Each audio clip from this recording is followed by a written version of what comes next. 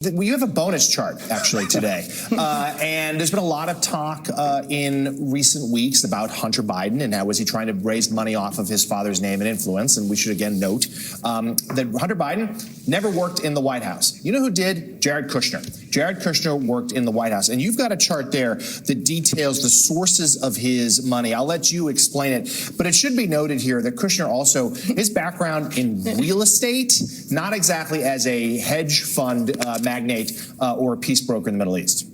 So you're right, Jonathan. Jared Kushner did work in the White House. He worked very hard. It's becoming a little less clear what he actually worked hard at, because after he left the White House, he went out and raised $3.1 billion, that's billion with a B, for a private equity fund. And as you pointed out, he's not a private equity guy. He's a real estate guy. So where did this money come from? Some of it we know from filing, some of it we know from press reports. What we know for a fact is he raised the $3.1 billion.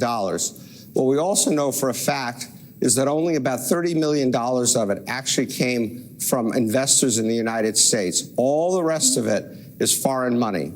And of that foreign money, $2 billion of it came from the Saudis. And not only did it come from the Saudis, but the Public Investment Fund, which is the Saudi Sovereign Wealth Fund, from which this money came, the board of it voted against giving the money to Jared, and they were overruled by MBS, who said, give him the $2 billion. I've been in this business 40 years. I have never seen someone get $2 billion out of $3 billion, get 2/3 of their money from a single investor. Usually a single investor might be a few percent of the fund, might be 5%, occasionally 10%. Never seen this. Another $200 million we believe came from Qatar. Another $200 million we believe came from the UAE. And then the $625 million that came from foreign investors that we don't even know who they are. So what was Jared Kushner doing in the White House? And by the way, as a fun fact, on January 6th, the famous January 6th, Jared Kushner was in the Middle East. Steve, I heard from a prominent Middle East investor a couple weeks ago that there's not much out there on how Jared has actually been able to execute his funding. He's got all this money, but like you and Jonathan said, his background is not in private equity, and I've seen only one news report of a small European investment. He's sitting on all this money. Are the Saudis investing with him just to hedge their bets politically in case Trump comes back into office?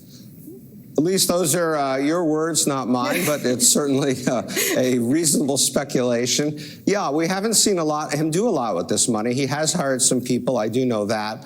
I think you mentioned to me during the break that you'd seen one investment that I hadn't even seen. I've seen nothing else about what he's actually done with the money. It is normal to invest this money over a period of several years, so I don't think we can draw a firm conclusion yet.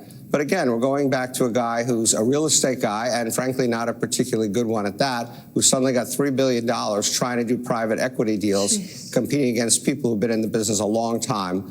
And I wouldn't, if I were the Saudis, count on making a lot of money from this anytime soon. So, Steve, we want to, as a last question, look at the graph there and that really little tiny sliver at the top, which is just 1%. 1% of the money raised is from United States investors. Just based on your experience, how unusual is that?